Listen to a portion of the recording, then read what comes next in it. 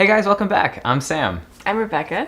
Thanks for hanging out with us for our watch-along series. Today we're watching Bojack Horseman Season 2, Episode 4. This is not just a reaction video, it's also a watch-along, so we'll click play on our copy. At the same time, you can click play on your copy, and we'll kind of watch along together. We'll comment along with the video as we go, and if you guys have any thoughts on what we're saying, or any comments on the episode, or Bojack Horseman, or you want to say hi, or anything like that, comment below, and we will definitely read everything. We'll try to respond to everything. If you guys don't want to watch the whole episode along with us, you can use the chapter time codes at the bottom of the screen here or in the description to skip ahead to the end, and you can just catch our end of episode thoughts. As we go through Bojack Season 2, we're going to be releasing double time, so 2 episodes per week, releasing on Wednesdays and Fridays. So if you like this episode, check back next week on Wednesday for the next one. And if you're enjoying what we're doing, make sure to subscribe if you haven't already. Last time on Bojack Horseman, we watched Herb Kazaz's funeral.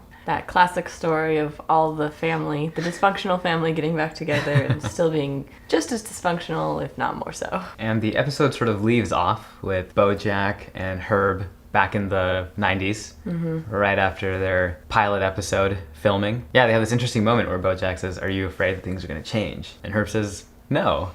And it's just interesting. Herb was optimistic about it, and Bojack had these fears about it. I don't know if that was like a sort of self-fulfilling prophecy sort of thing for Bojack, that he kind of like let those fears take root and take over. Maybe it was just that if Herb Kazaz had been involved in Bojack's life for his whole life, it would have been good. Like Herb seems like a sort of a stable, kind, good guy, you know, who's gonna make something of his life. And like maybe if Bojack had stuck with him, it would have been good. But Bojack's cynicism without that like stable presence in his life pulls him down. Yeah. Shall we jump into episode 4? Let's do it. If you guys are all queued up for season 2, episode 4, click play now. Netflix. Netflix original series. Like the fire hydrant water fountain.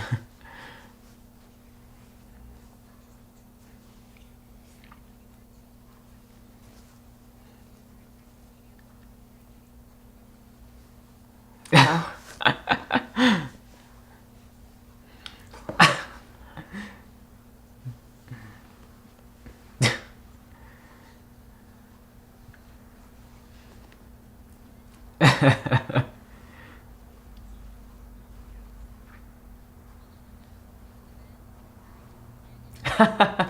Yeah, Prairie Home Companion.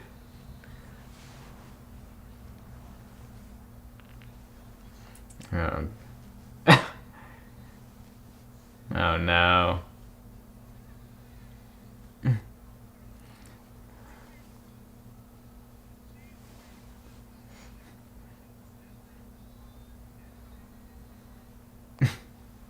Oh my gosh. Theme song. That's how I feel about surprise parties. Yeah.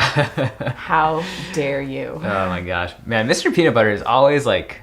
He's so close to being like just great. And then he just goes overboard. Pushes it too far, yeah.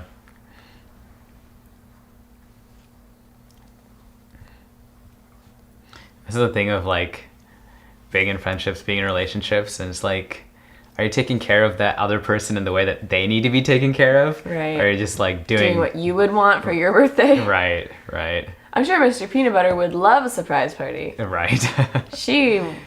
I can't imagine would enjoy that. This is what happens with extroverts and introverts get married. Not that you shouldn't. Just, you gotta be careful with each other. And listen to each other, right? And we're back. 2 hours later.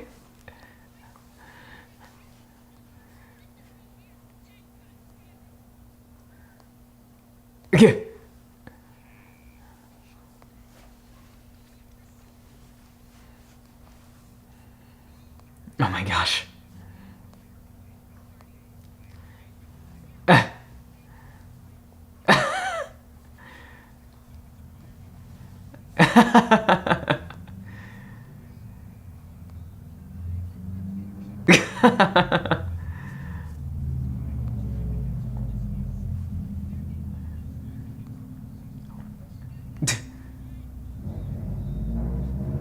Oh.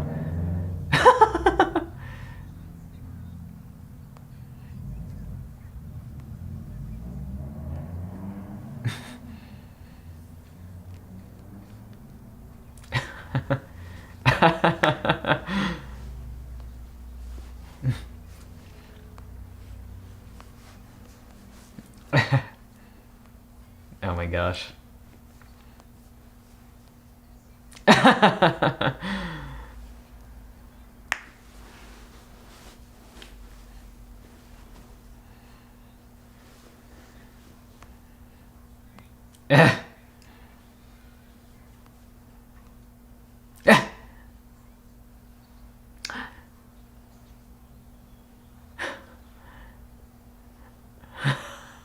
Finally.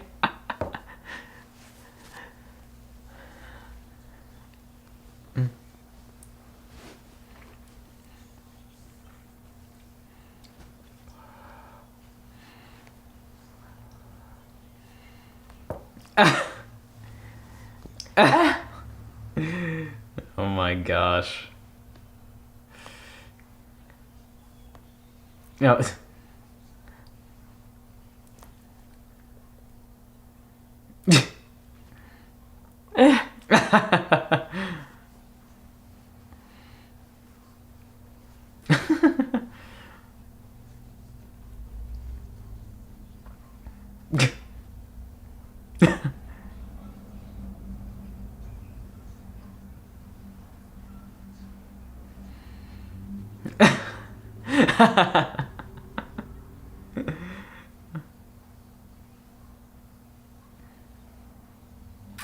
Oh my gosh.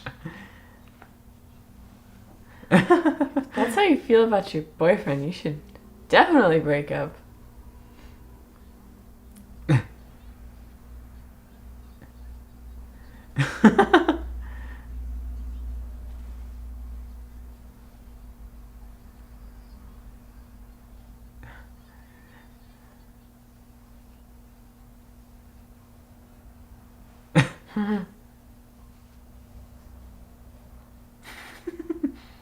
Oh no. Ah!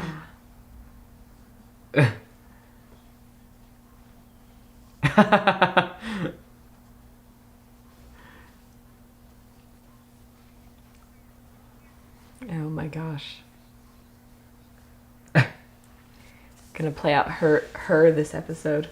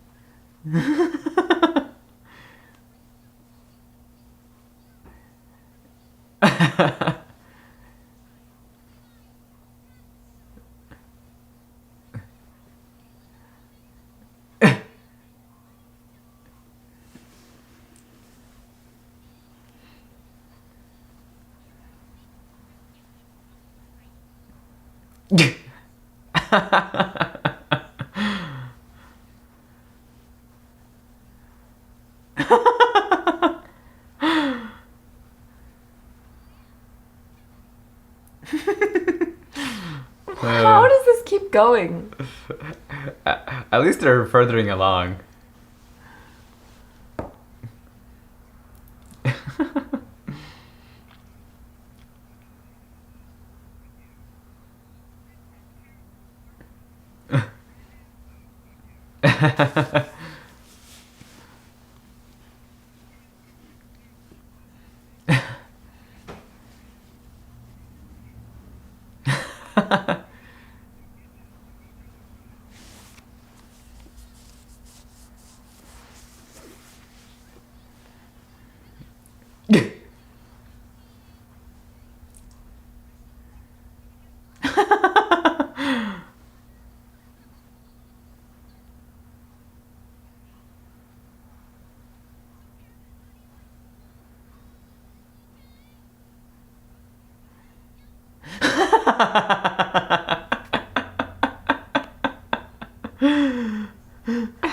God absurdity of this.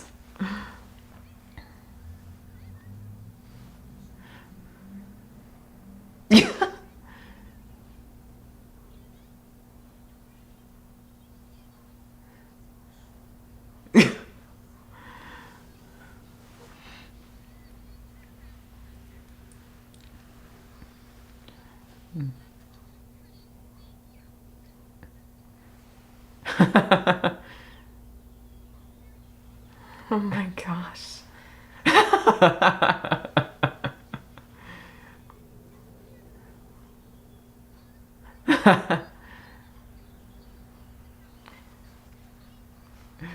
What? It's just like classic 90s sitcom hijinks.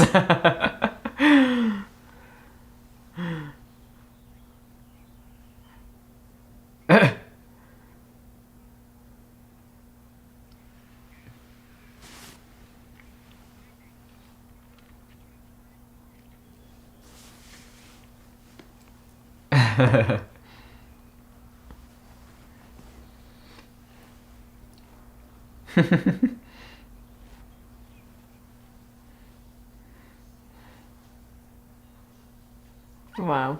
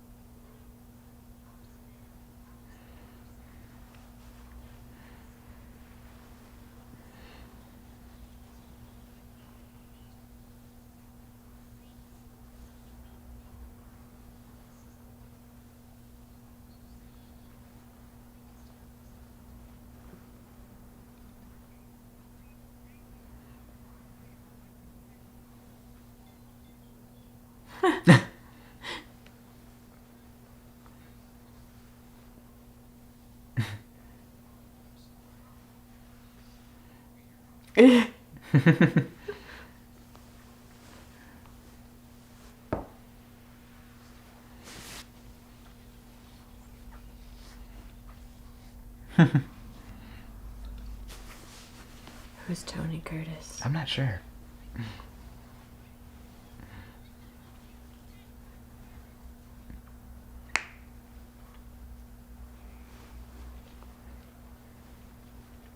Yes. I love when they jump back and forth.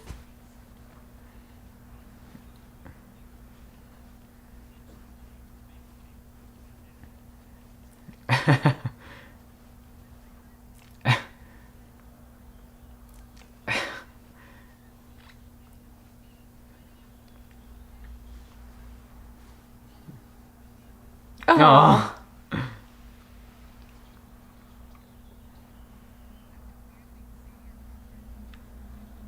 That's fair.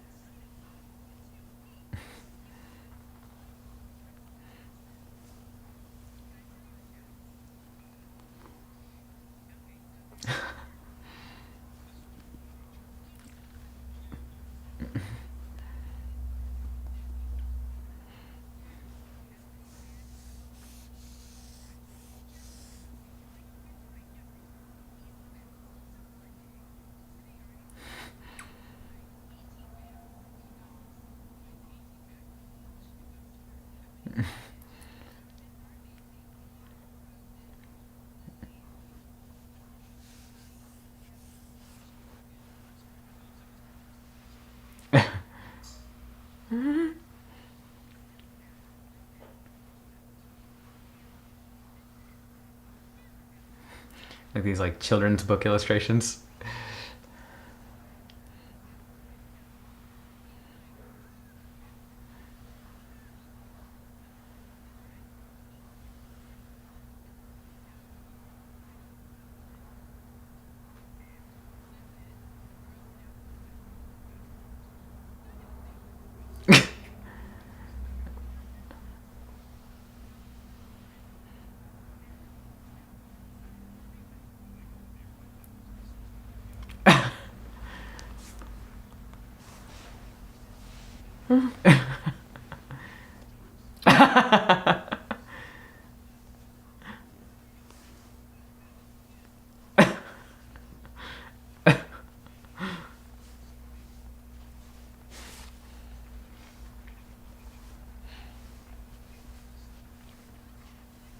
Whoa. Oh my gosh.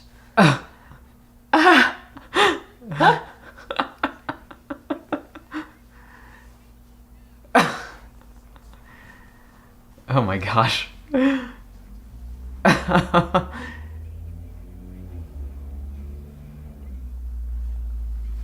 Oh. Oh my gosh.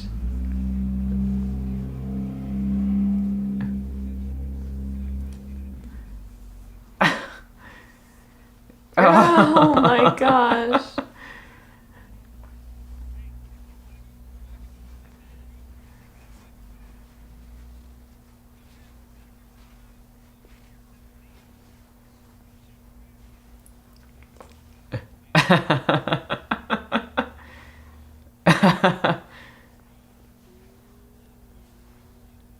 I guess they don't like Prairie Home Companion.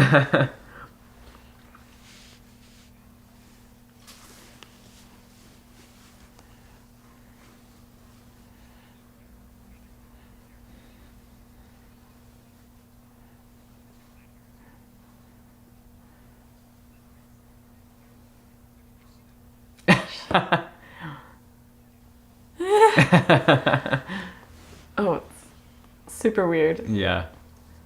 Aw.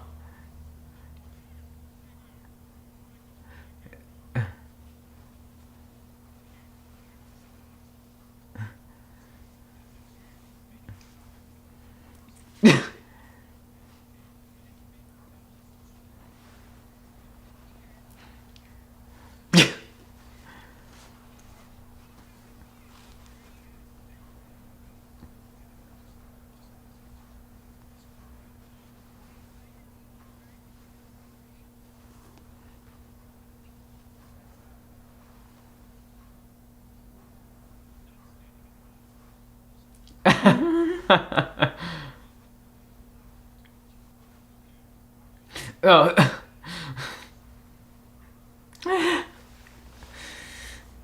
I love the St. Bernard Medical Center. It's so fun.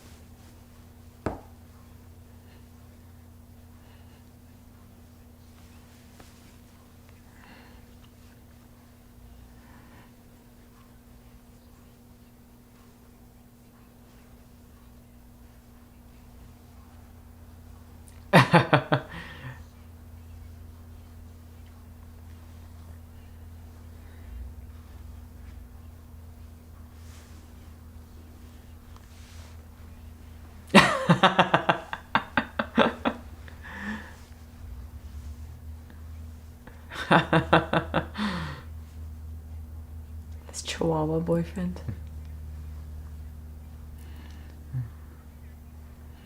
They look like off-brand Diane and Mr. Peanut Butter. Mm.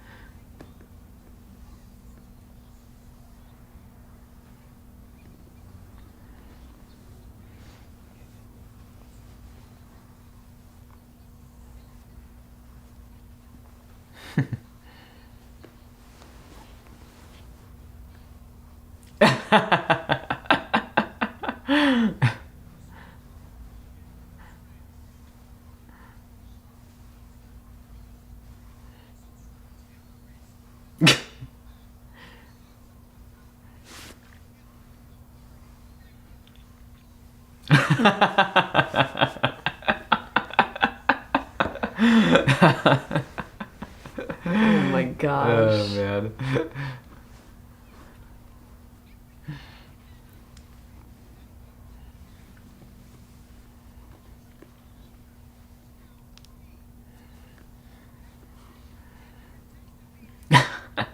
Yes, say the whole thing.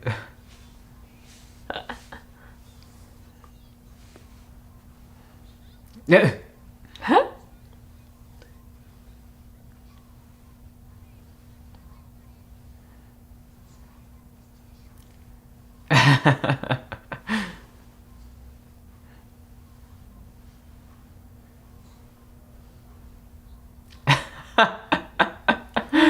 Oh man.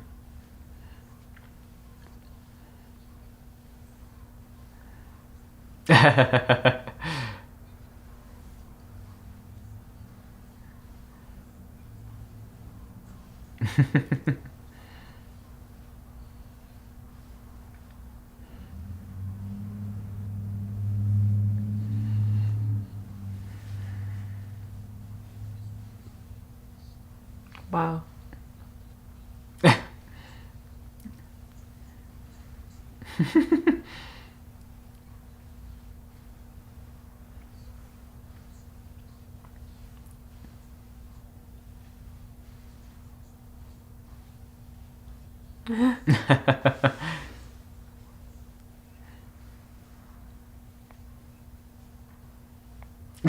Oh my gosh.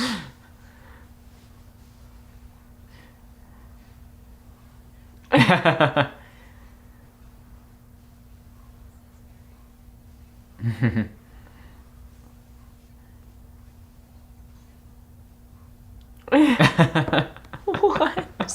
Oh my gosh. Cool and gross?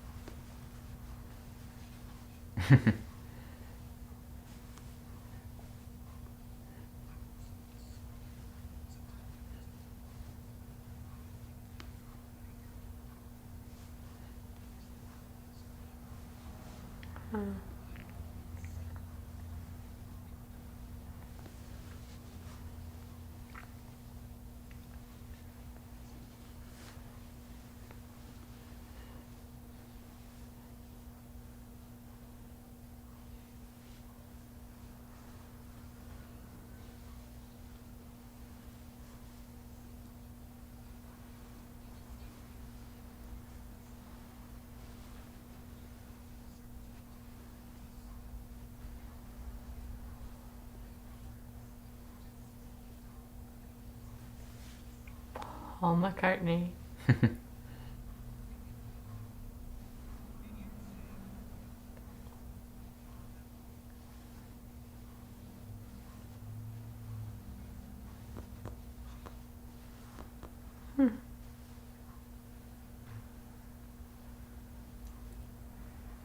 There it Yes. is.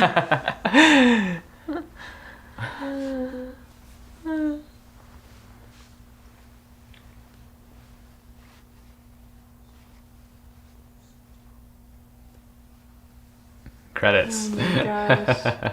Paul McCartney was actually in this Wow. video. I mean, he had one line.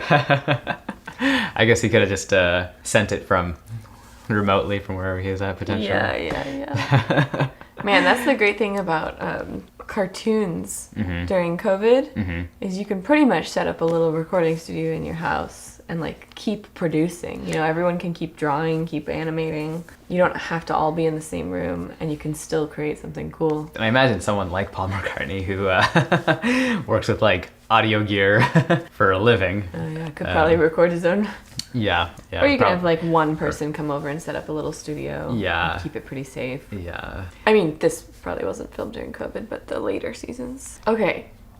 You know what I feel like this show does really well? What? I really love the animal characters and how they use our stereotypes, our like cultural stereotypes about each animal, and like they bring human parallels into it. There are relationships where one person just sort of waits for the other person. It's just like all about that, right? And you have that parallel with like the dogs that just sit at home doing nothing until they're just like so excited when you come home from work or whatever. And I feel like that's such a, I don't know, it just hits harder because I relate to the human side of it and I understand the animal side of it. It's just brilliant. It's just really cool. Same thing with the deer getting hit. This imagery we all kind of understand of like, oh, sometimes you hit a deer and then they limp off into the woods. But also like sometimes you hurt someone and they don't want your help. And sometimes people are like unwilling to be helped. And like just the way that they mesh together, the animals and the human world, I think is just really, really cool, really unique.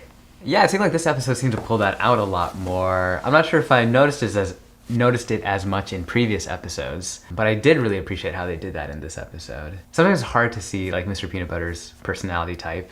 It's hard to, you know, when you look at another person, especially if you're like in a relationship with them and you're frustrated because maybe you don't get where they're coming. If you're a Diane and you don't get where a Mr. Peanut Butter type this personality is coming from, but then you can kind of, you have that stereotype mold in your brain of like, this is what dogs are generally characterized like, or like golden retrievers are generally characterized as. And this is why we love personality types and quizzes and models so much, right? We're all trying to understand ourselves and each other. I mean, even just TV and storytelling, right? Like this is what it's for, is to be like, oh, you're a Mr. Peanut Butter. You're a Zoe, you're a Zelda. We can sort of put you in a box so that we can understand you more, and then gradually bring you out of that box and see more the fullness of your character. That does seem to have been a pitfall over the last, I don't know, decade or more. We've gotten like so attached to the personality type boxes that now we just sort of like, it becomes a sort of like inbred sort of thing where it keeps like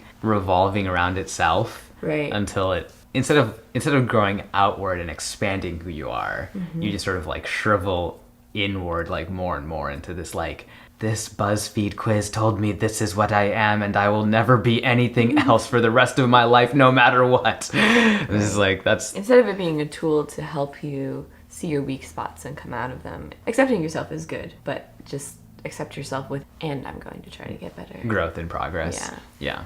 Which we see where we leave off at the end of this episode, right? Is like they both are kind of like having to grow towards each other. I really liked it. Because that's what a good relationship is made of. Yeah, the first bit was a little dysfunctional, but then like at the end it really came together and they had like a really healthy conversation. That was really nice to see. Yeah, and it was like fantastic to finally see more of that depth, especially from Mr. Peanut Butter. Yeah. And like in this relationship, right? I feel like we haven't really like gotten past the surface in the relationship between Diane and Mr. Peanut Butter. Yeah. It was really cool to kind of scratch a little deeper beneath the surface on that one.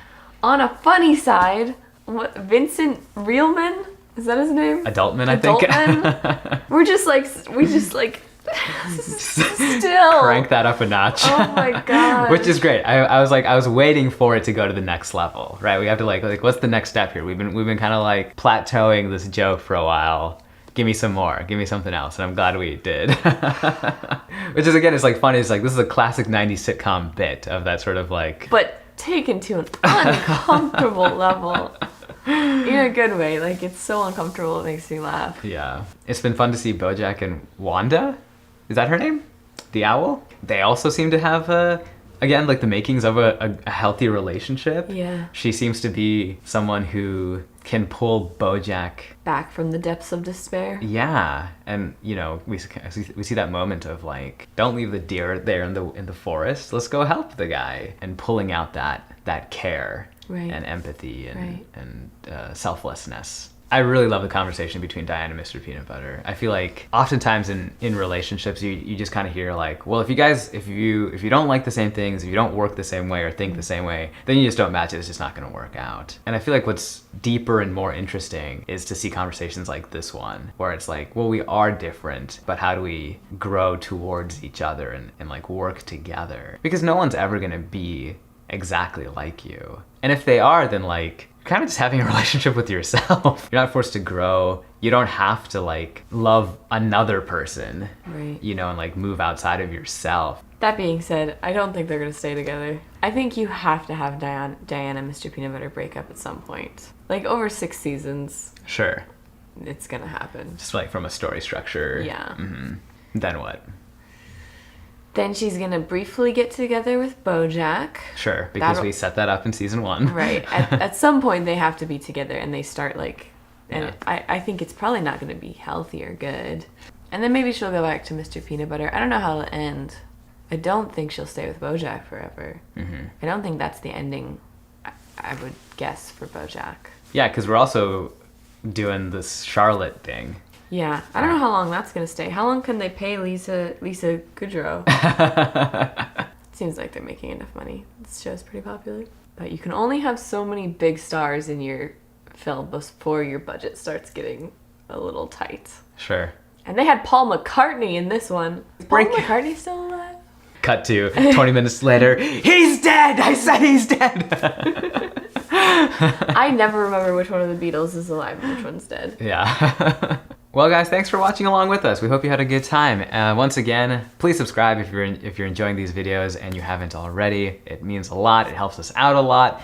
It's always great to see a new subscriber coming in. As you know, we're also watching Killing Eve. Check that out on Thursdays, and we'll see you guys back here for the next episode of Bojack Horseman.